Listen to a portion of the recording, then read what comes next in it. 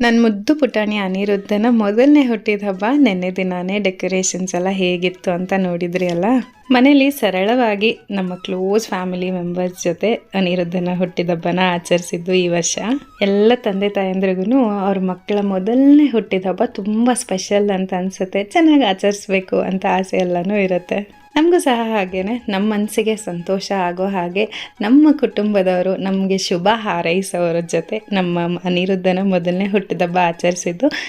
Cake cut ಮಾಡಿ ಅದಾದಮೇಲೆ ಒಳ್ಳೆಯ ಊಟ ಅರೇಂಜ್ ಮಾಡಿ ಮತ್ತು ಅದಾದಮೇಲೆ ಸ್ವಲ್ಪ ಹೊತ್ತು ಆಟ ಆಡ್ತಿದ್ವಿ, ನಾವೆಲ್ಲರೂ ಡ್ಯಾನ್ಸ್ ಮಾಡಿದ್ವಿ, ತುಂಬ ಮಜಾ ಮಾಡಿದ್ವಿ. ಅವ್ನು ಹುಟ್ಟಿದ ಹಬ್ಬ ದಿನ ಮನೇಲಿ ಮಾಡೋದು ಇನ್ನಷ್ಟು ಸ್ಪೆಷಲ್ ಅನಿಸುತ್ತೆ ನನಗೆ. ಹಾಲ್ ಬುಕ್ ಮಾಡಿ ತುಂಬ ಮಾಡೋದಕ್ಕಿಂತ ಮನೇಲಿ ಮಾಡೋ ಸೆಲೆಬ್ರೇಷನ್ಸ್ ಯಾವಾಗಲೂ ಸ್ಪೆಷಲ್ ಅಂತ ನನ್ನ ಅನಿಸಿಕೆ.